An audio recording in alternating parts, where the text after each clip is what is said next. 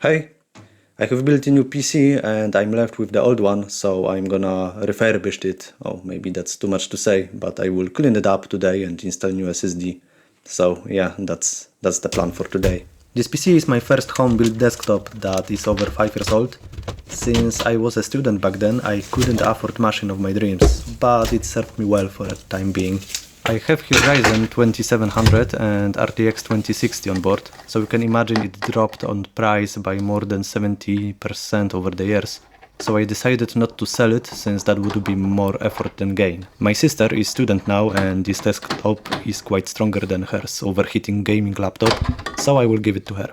That's a PCI card with USB-C port. Around here you can see the burns on the PCB. The funny thing is I had my share of struggles with building my current machine. It wasn't booting, some generic error code was appearing on the segment display, so I was swapping some components that were compatible to this motherboard. So of course at some point I connected new power supply to this motherboard, but that SATA port you can see here was still connected to the other power supply. And both power supplies were connected to the grid. It was the first time in my life I've seen a flame and smoke coming out of my hardware. That's smoke, Janie. It's just a fire. Fortunately, these burns you can see are just totally blown up fuses. That's all the damage I made. Unfortunately, I have no clue what kind of fuses these were, so I decided to short the traces. Well, what could go wrong? Hopefully nobody would try to do the same maneuver as I did.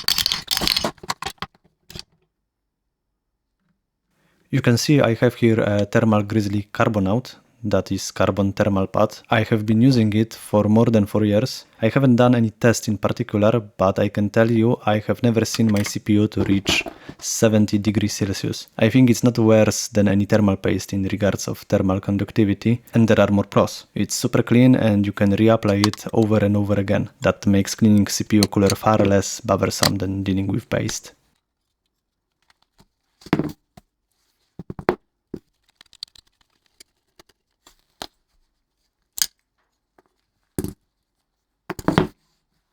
Six and a half hours later.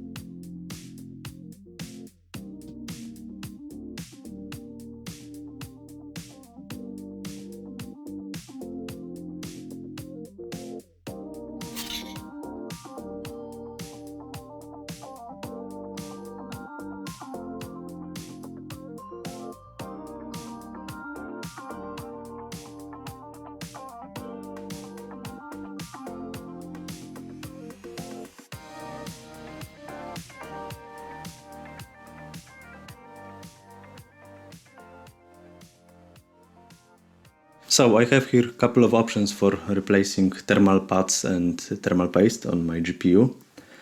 So probably the most interesting thing I have here is the carbon thermal pad. But you have already seen that on my CPU, so I will drop this. I have never tried that before, so I'm gonna experiment today with Honeywell PTM7950. For VRAM, I wanted to use thermal pads, but as you can see, the ones I have are too thin. So I will try something also new to me, and that is UTP-8 putty. I have no clue how to apply this thing.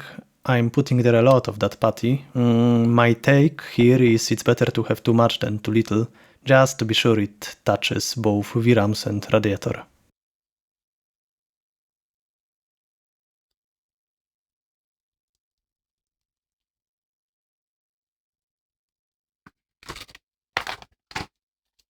About PTM, there is not much to say. Another thermal paste replacement. It comes in sheets, so it needs to be trimmed to the size of your processor or heat spreader. Application, as you can see, is rather easy. I heard it's hard. People do some tricks with putting the piece into the refrigerator to make it more solid for the time of application, but I didn't have a need to do so. Major pro I've heard it has is that it lasts far longer than common thermal paste, while keeps similar quality of thermal conductivity. Later I will have a look into GPU temps. Make sure nothing is frying.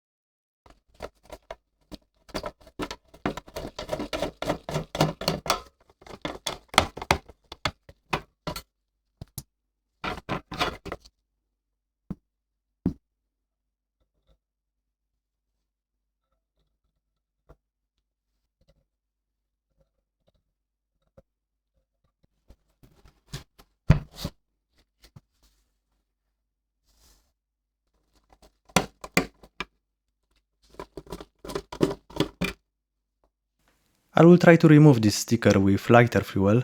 Not that I care too much, this power supply's warranty expired some time ago, but I was curious if I can do that.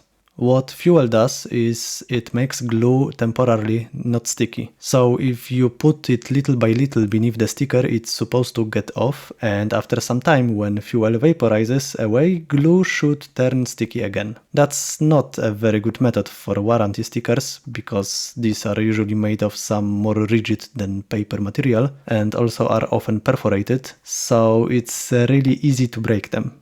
Anyways, I lost patience. I failed, but now you know how theoretically it could have been done.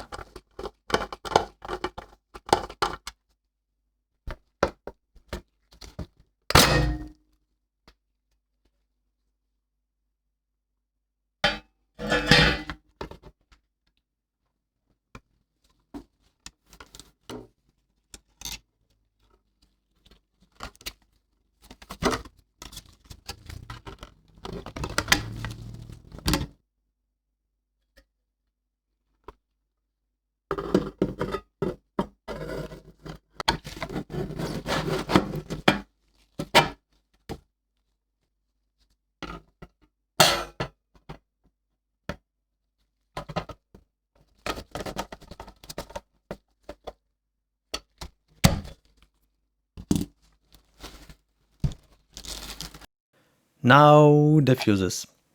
I have no replacement, so I will just short the lines. I probably shouldn't, but at least I want to see if this USB-C is still operational. I have suspicions that SATA here is to support fast charging, so I'm pretty sure circuit for that is separated and therefore motherboard would be still secure. This Be Quiet PSU has its own short circuit protection, so there is nothing to worry about. I hope.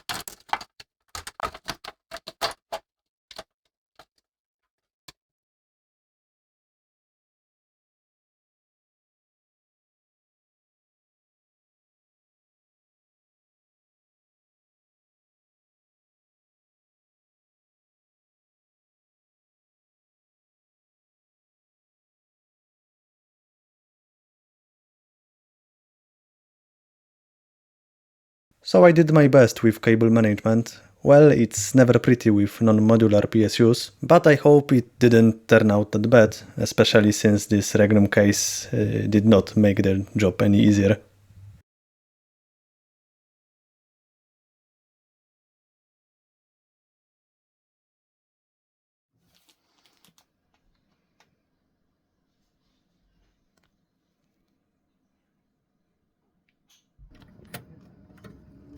Let's see if this USB-C port is still working.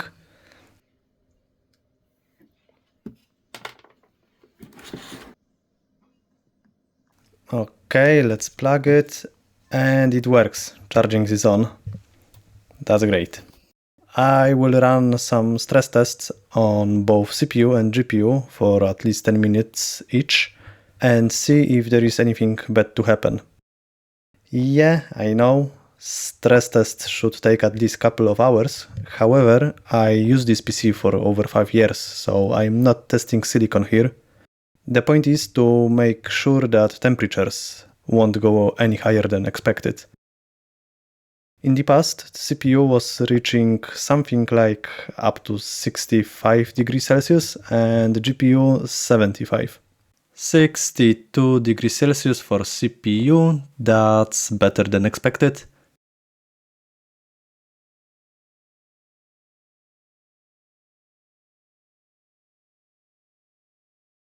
And for GPU it turned to be 74 degrees. That's similar to what it used to be. Anyway, these temperatures look pretty good. Okay, for the final words, I can tell you that my sister has used this PC for a couple of weeks now and she's very happy with its performance. Therefore, I can say this PC refresh was a success. Thanks for watching, bye.